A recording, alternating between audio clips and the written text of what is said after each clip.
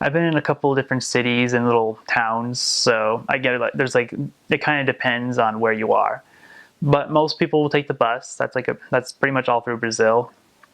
And in some of the smaller towns, you would mostly get people would build their own homes, and most of the time they looked nice, but a lot of the times they didn't really bother like putting a paint on it, so it looks like a bunch of bricks that are cemented together, and they have all their appliances and heating stuff kind of attached with it. It wasn't really, I wasn't anywhere where it was like farming, but people would grow things in their yards, fruits. I knew a guy who lived pretty much in the, not that they don't have jungle, but it's like in a vegetation basically. And he had lots of trees around his area, his home, which he could just pick fruit from. Crime, I never had a problem in the mission, probably because follow the rules, but I didn't really have any issues with that. My mission, I guess, was pretty safe. But other than that, with transportation, some of the bigger cities, people would have cars. But if everyone in Brazil had a car, no one would be able to get around because their streets are really small. And there's a couple of times that we had to get through a maze of cars just to get to the other side of the street. Victoria itself, it's pretty big. I mean, I got lost. I mean, when I was just visiting there, you just stick to. I just was going to like the mission office most of the time. But yeah, like Victoria itself is a pretty industrializing city. They're focusing a lot on building up and making themselves up like a first world country basically. And but with some of the other smaller towns, it still feels pretty. It still feels kind of like they're in between first world and third world. Just the way everything is sort of set up, it has the feel that like they make it themselves. And wildlife, I guess, I didn't see a whole lot of specific stuff in the cities, just kind of things you normally see.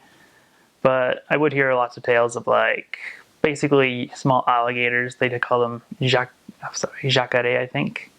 Probably said it wrong. But other than that, wildlife in my mission was just kind of didn't see a whole lot of it. I mean, I see small little animals and cool looking bugs everywhere. A lot of scary spiders. Yeah, but other than that, everything was nothing too unusual.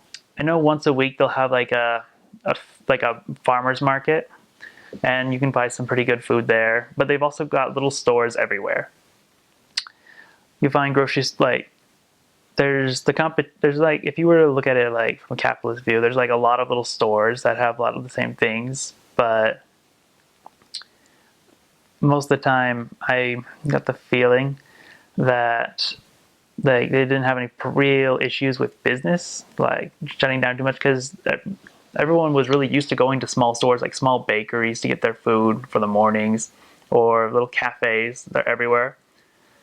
And also, this is just a Brazilian thing. They have churches everywhere. It's pretty. People love to make congregations, and then they'll go to church together. And sometimes they were really small, like in garages.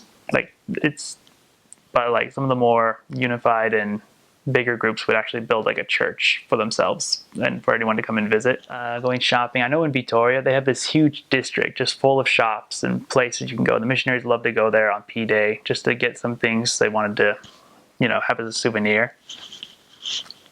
But some of the smaller towns, shopping was like, everything was sort of condensed in like the center street, I guess, where they'd have all like they'd have most of the bigger grocery stores or the shops that have books and everything that you would need.